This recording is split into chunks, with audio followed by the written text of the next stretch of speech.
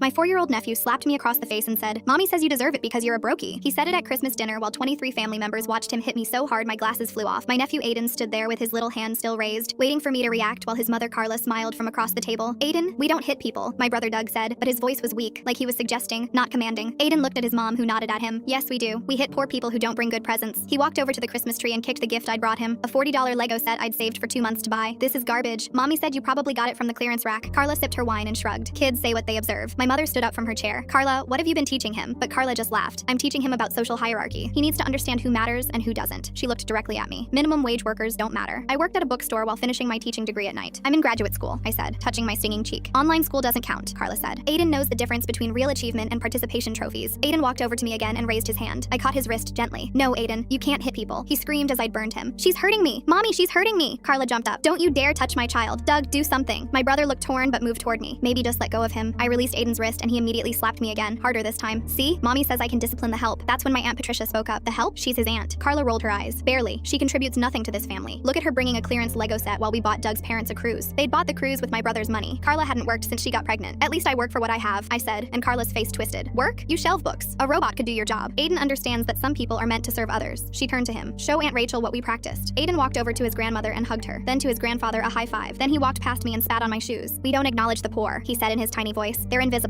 My father finally exploded. "What the hell is wrong with you?" he said to Carla. "This is your sister-in-law, Doug's sister." Carla stood up and pulled Aiden to her side. "Doug's embarrassment, you mean? 28 years old, making $16 an hour. It's pathetic." Doug finally found his voice. "Carla, that's enough. Apologize to Rachel." But Carla turned on him. "Or what? Will you divorce me? Good luck seeing Aiden again. My father's lawyer will destroy you." Her father was a judge. That's when my cousin Leo, who'd been quiet in the corner, spoke up. "Hey Carla, remember that video from Aiden's birthday party? The one where you told him to punch the Mexican kid?" Everyone turned to stare at her. "What Mexican kid?" my mother asked. Leo pulled out his phone. "The one at the playground. You told Aiden that brown kids were dirty and he should hit them to make them leave." Carla went pale. "That's taken out of context." But Leo kept going. "Or the video from the grocery store where you taught him to throw food at the homeless veteran?" My brother Doug looked sick. "You did what?" Leo showed him the video. Clear as day, Carla was handing Aiden apples and pointing at an elderly man with a sign. Aiden was throwing them while Carla laughed. "He was disturbing customers," Carla said, but even she knew how bad it sounded. That's when Aiden said something that changed everything. "Mommy also taught me to hit daddy when he disagrees with her. She says men who don't make enough money deserve pain." Doug's face went white. Full story on channel, link below. Due to the limited time on YouTube, you can open the link on my homepage to download TikTok. Then enter the Arabic numeral password in the upper right corner of the search bar to find this novel for free reading. There are more wonderful novels being updated.